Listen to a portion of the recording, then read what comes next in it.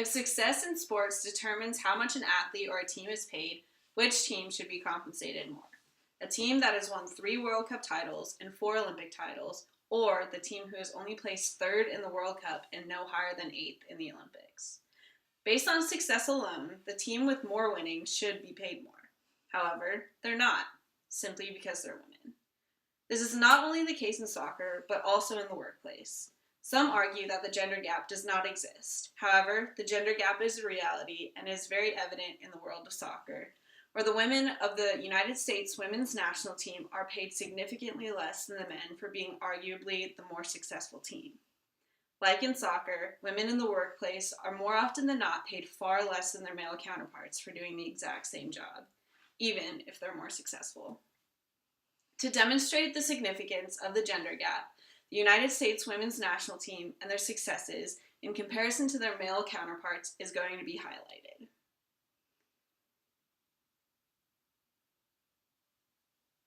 In recent years, the success of the United States women's national team, commonly abbreviated USWNT, has grown the sport of soccer, especially among young girls.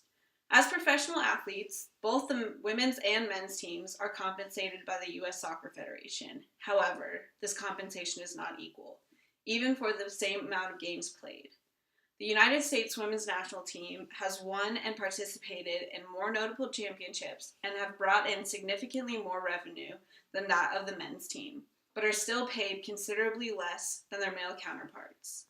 The most recent issue of equal pay on the women's team was raised following the women's involvement in the 2015 World Cup, which they won, and the 2016 Summer Olympics in Rio de Janeiro, Brazil.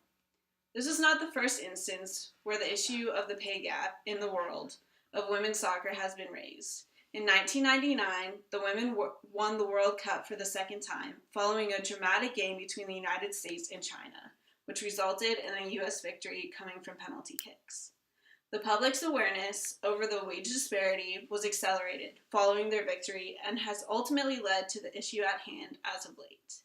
In a news story by Alok Sharma in the Minnesota Lawyer, Sharma states that the women's team alleges its players were paid substantially less than their male counterparts. This has led to further investigation into the successes of the women's versus the men and how they have been compensated. Furthermore, the women's national team is expected to generate $5 million in profits, while the men's team is expected to have substantial net losses.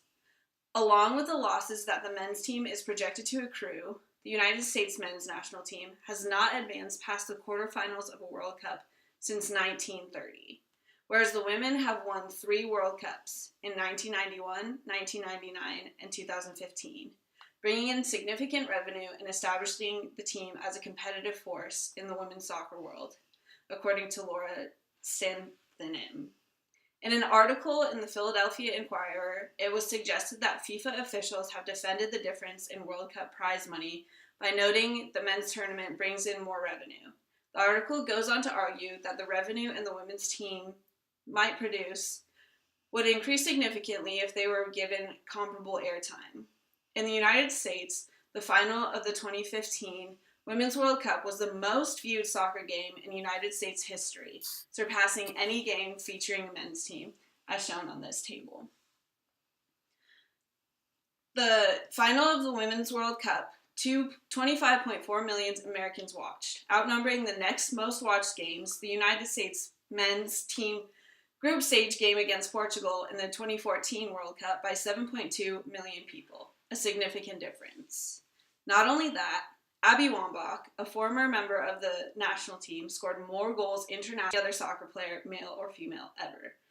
Unlike many of the male players of the United States national team, Abby Wambach is a highly recognized name and figure through her endorsements of products such as Gatorade and Nike. Abby Wambach is compared to male soccer players Cristiano Ronaldo and Lionel Messi, some of the best in the world. And in an article in Fortune magazine, Daniel Roberts states, Ronaldo made more than $48 million in 2014, and that doesn't include his endorsement deals. Messi makes even more on the field, higher than $50 million, though less than Ronaldo in endorsements.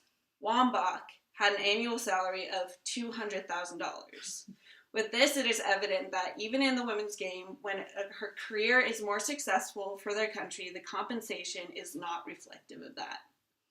The evidence of the gender pay gap is not something that only occurs in the sport of soccer, but similarly across sports and even in the general workplace. In an explanation of the gender pay gap, the Council of Economic Advisors state, the median woman working full-time all year earned 78% of what the median man working full-time all year earned. The payment that the women of the women's national team were paid was even less than 78% of what the men's team was paid, especially evident in the bonuses that were paid out following the successes in major tournaments, like the Women's World Cup. If the men were to win the next World Cup in 2018, they were promised to make $9.3 million, whereas the women following their World Cup win in 2015 made only 18% of that at $1.8 million.